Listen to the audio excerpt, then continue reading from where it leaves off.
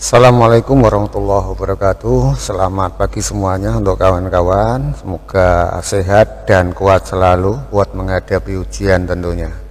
Oke, kali ini saya akan mereaksi apa yang disampaikan Dewi Persik, yaitu video Dewi Persik ketika berkorban. Jadi begini saudara-saudaraku, orang itu berkorban niatnya harus benar. Kalau niatnya tidak benar, ya akan menimbulkan masalah seperti ini. Sekali lagi kawan-kawan, korban itu niatnya harus benar. Kalau niatnya tidak benar, ya kacau seperti ini. Dan untuk teman-teman para tokoh masyarakat, para tokoh agama, agak mudah-mudahan diberi kesabaran, kekuatan menghadapi orang-orang yang tidak bisa bersabar, atau orang-orang yang punya sejarah emosional, punya sejarah temperamen dan lain sebagainya. Karena masyarakat itu memang banyak modelnya, ada yang seperti ini temperamental dan lain sebagainya. Untuk itu kita doakan saja para tokoh masyarakat, tokoh agama diberi kekuatan untuk menghadapi orang-orang yang tidak bisa diatur atau sulit diatur. Oke, kita simak dulu videonya. Jadi aku kan tinggal di Lebak Bulus, ya, di Lebak Bulus Cilandak, belakang Rumah Sakit Mayapada. Jadi aku tidak terterain alamat aku. Aku sengaja karena memang aku tidak mau alamat rumah aku tuh aku kasih tahu orang. Jadi aku nyuruh Pak Ustadz di sini, untuk titip ya Pak, karena memang aku beli sapinya kan di Brebes, ya kan. Titip di masjid lah, udah kan. Sapinya 4, kira-kira ada 4 sampai. Jadi pada galakin ART aku sama galakin security-nya aku gitu loh. Jadi kan ceritanya Pak Ustadznya yang ada jadi sapinya itu kan aku titip sapi. Oh, titip toh Mbak, ceritanya titip toh. Ya seperti tadi yang saya sampaikan di awal, orang berkorban itu harus tahu niatnya, harus benar dulu. Anda sebetulnya tidak bisa titip di tempat pemotongan korban, jadi akan menimbulkan salah paham. Sapi dititipkan di tempat pemotongan kurban. Lah, bagi mereka petugas panitia pemotongan kurban ya dianggap jenengan ini menyerahkan hewan kurban, bukan titip. Sekali lagi ya Mbak DB. Jadi ketika sampean itu titip sapi kurban, ya tentu panitia Pak RT dan kawan-kawannya menganggap jenengan ini menyerahkan kurban. Karena apa? Tempat tersebut tempat pemotongan hewan kurban. Anda sebetulnya ya kurang bagus kalau titip di tempat pemotongan kurban. Setelah waktu dipotong, Anda ambil hewan kurbannya dipotong di tempat lain. Ini loh ini juga masalah. Makanya seperti yang saya bilang tadi, orang berkorban itu harus benar dulu niatnya. Karena memang kan aku warga di sini. Karena aku tidak memberikan alamat aku titiplah di masjid tempat rumahku. Gitu, terus tiba-tiba kita ambil sapinya karena memang biar disembelih. Jadi sapinya itu kan aku titip sapi karena memang kan aku warga di sini. Karena aku tidak memberikan alamat aku titiplah di masjid tempat rumahku. Gitu, terus tiba-tiba kita ambil sapinya karena memang biar disembelih di setempat keluar di sini di Lebak Bulus. Oh guys, diulang lagi kalimatnya, diulang lagi. Dia titip, dengar nggak guys? Diulang lagi kan kalau dia hanya titip. Ya tidak salah Pak RT. Kalau sapi dititipkan di tempat pemotongan hewan kurban ya dianggapnya ya memang buat korban di situ, dipotong di situ. Adapun ijab kabul itu kan sama kiai ini, sama ustadz, gitu loh guys. Aku minta listnya sama Pak Ustadz. Kemudian ART aku pada dimarahin, security aku pada dimarahin. Katanya kita tidak butuh daging, katanya. Loh, kok gitu ya? Ya wajar dong. Secara psikologi ya memang Pak RT dan kawan-kawan panitia di situ ya memang agak-agak emosi. Karena apa? Sapi yang dipahaminya karena ditaruh di situ akan dipotong di situ juga, akan dibagikan warga sekitarnya. Namun ternyata sapi mau diambil, ya siapapun panitia orang yang ada di situ, termasuk saya, seandainya saya warga situ, ya memang marah toh Mbak. Jenengan ini ya dianggap memang orang aneh, titip sapi di tempat pemotongan korban. Ketika sapi diambil, ya memang marah-marah situ, ambil sendiri. Ya memang seperti itu, nggak salah itu Pak RT. Mbak DP, korban itu harus ikhlas ya. Kalau mau dibagikan warga sendiri, dibagikan sendiri, itu malah paling bagus ya. Namun dengan satu syarat, jangan dititipkan di tempat pemotongan kurban, ditangani sendiri, di tempat sendiri atau sewa tempat, kemudian bikin panitia sendiri dibayar atau cari list sendiri, mencari daftar warga sendiri. Nah itu malah lebih bagus. Tapi kalau yang saya pahami seperti yang jenengan ceritakan di awal tadi, ya jenengan memang salah itu menurut saya gitu loh Mbak DP. Kalau minta list, minta apa ya silakan buat list sendiri. Korban itu ikhlas, kalau diserahkan panitia ya ikhlas saja, biar dibagikan panitia, serahkan saja sama panitia.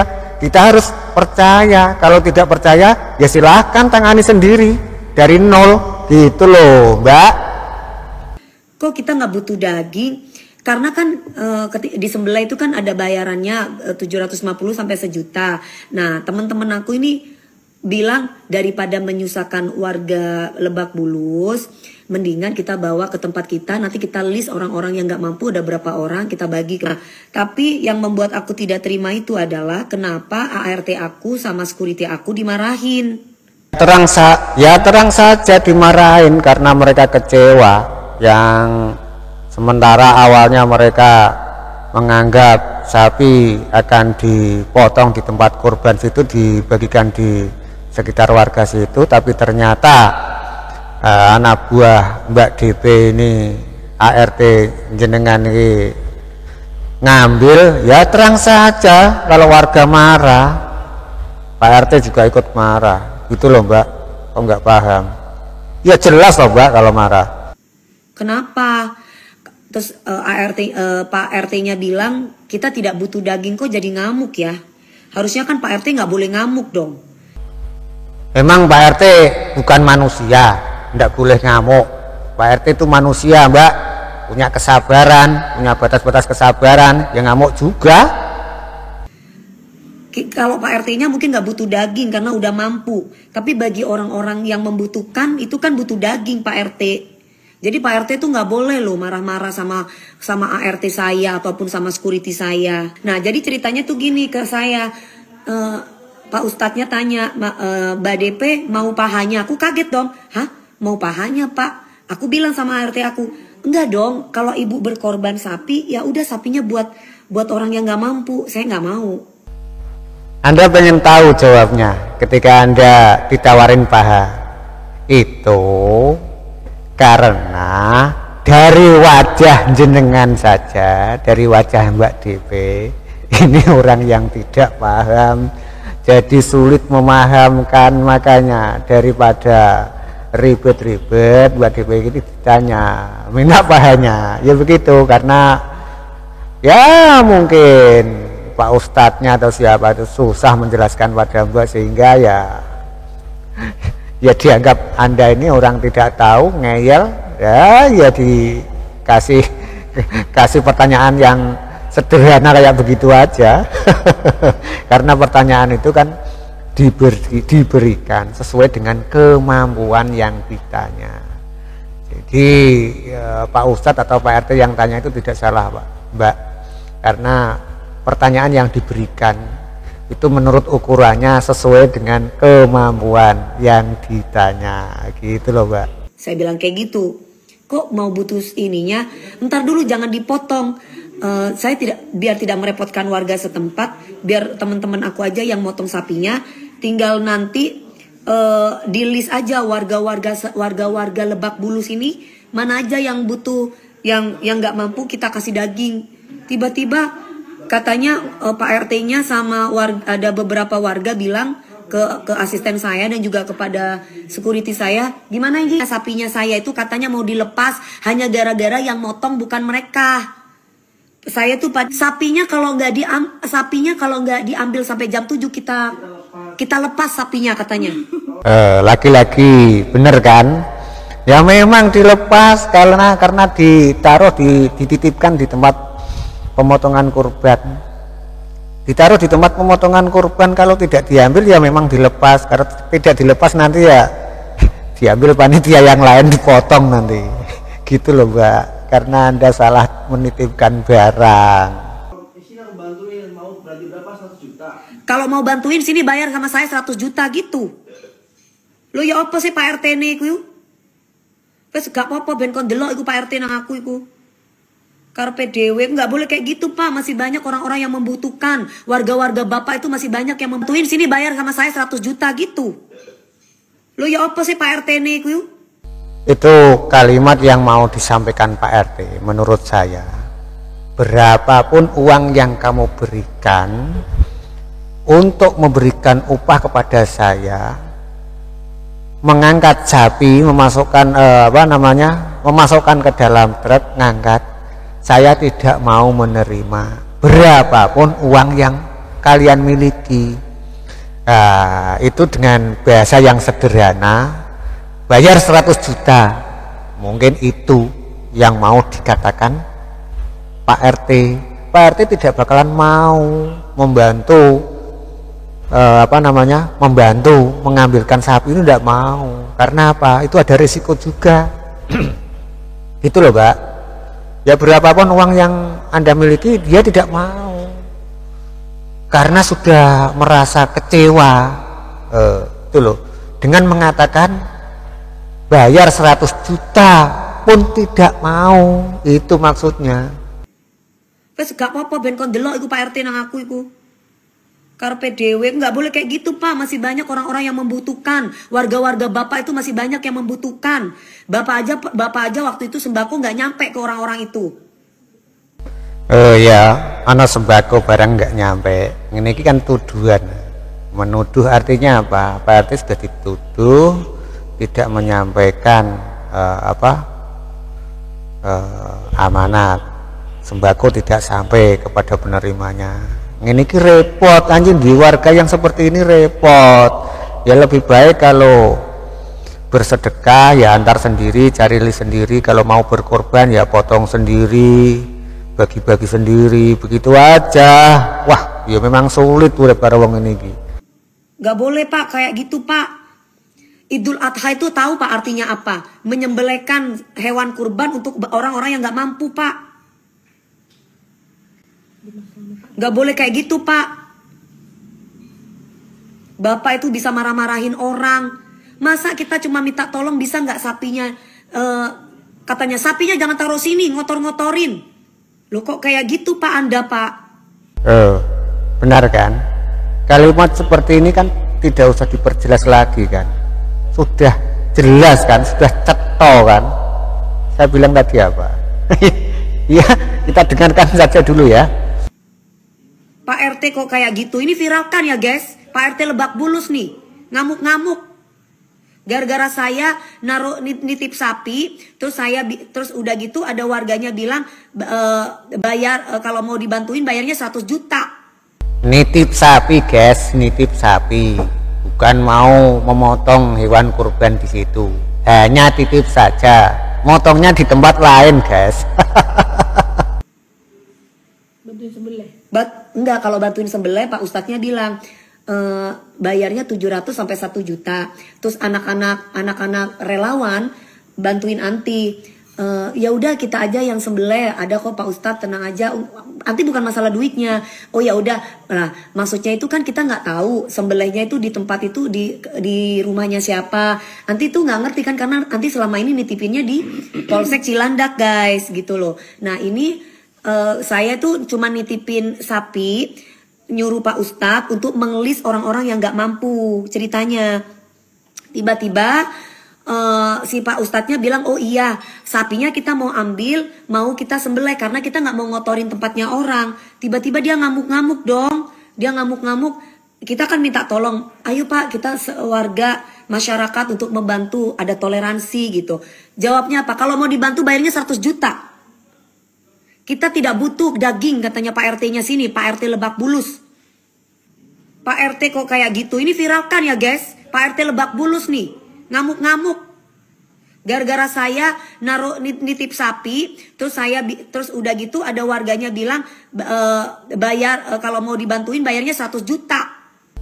Lah ini karena ada kata-kata ini viralkan ya guys, maka saya tertarik untuk ikut memviralkan. Ya Mbak, saya akan ikut memviralkan Mbak dan Pak RT yang pada saat ini sedang menitip sapi di tempat pemotongan hewan kurban. Ya terang aja kalau dianggap sapinya mau dianggap sebagai kurban, sapi kurban. Lah kalau sapinya diambil lagi, dipotong di tempat lain, ya terang saja kalau orang-orang yang ada di situ pada marah, terang saja kalau orang-orang di situ pada marahin ART. Mbak ini gimana sih, kok lucu banget, lawang nitip sapi kok di tempat pemotongan hewan kurban. Mbak pusing saya ngedengernya. Gimana nih, titip sapi di tempat pemotongan kurban, ya terang aja kalau sapinya dianggap mau dipakai kurban di situ. Kalau sapinya diambil ya memang orang-orang pada marah gini toh. Mbak pusing saya. Bantuin sembelih. Enggak, kalau bantuin sembelih Pak Ustadznya bilang bayarnya 700 sampai 1 juta. Terus anak-anak relawan bantuin anti. Ya udah kita aja yang sembelih, ada kok Pak Ustadz, tenang aja. Lah ini loh kelanjutannya yang paling saya tidak suka. Kalau sudah ada relawan apa lagi ini? Kalau ditarik-tarik ke relawan politik, saya paling tidak suka lagi kalau sudah di masalah-masalah seperti ini ditarik ke wilayah politik. Nanti timbulnya akan jadi rasis, akan jadi politik identitas. Ini loh yang paling saya tidak suka. Kalau seperti ini, potong hewan kurban yang dari awal sudah salah sendiri, kemudian ditarik-tarik ke wilayah politik. Yang kayak gini nih, yang ngaco, yang pemecah belah, yang mecah belah bangsa ini ya seperti ini. Orang bilangnya mau mempersatu bangsa, namun memecah belah bangsa, ya seperti ini. Nanti ditarik-tarik ke arah politik. Saya paling tidak suka kalau hal-hal semacam ini ditarik-tarik ke wilayah politik. Oke ya guys, semoga kita diberi kesabaran, tidak akan meladeni orang-orang yang aneh. Yang aneh itu siapa saja yang mungkin suka menarik-narik hal-hal semacam ini yang tidak ada kaitannya dengan politik, kemudian ditarik-tarik ke wilayah politik. Nanti ada bicara Ganjar, ada bicara Prabowo, ada bicara Anies Baswedan. Ini loh yang akhirnya nanti bisa memecah belah bangsa. Itu guys ya. Mudah-mudahan kita diberi kesabaran, diberi kekuatan, dan bisa hidup dengan baik, rukun, bahagia bersama tetangga, sanak saudara, dan kita bisa hidup di lingkungan dengan baik dan tentunya bisa bermanfaat untuk orang lain.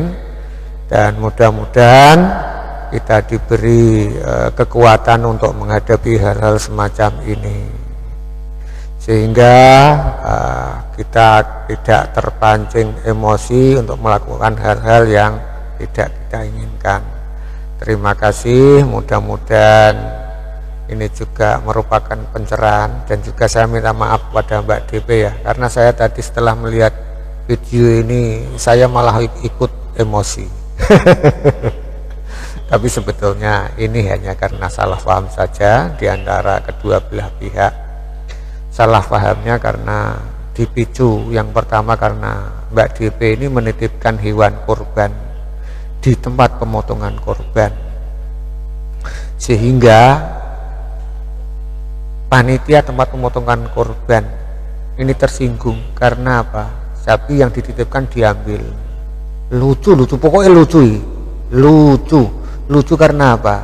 Ya itulah, kalau kita tidak bisa menempatkan sesuatu pada tempatnya, ya kejadiannya seperti ini.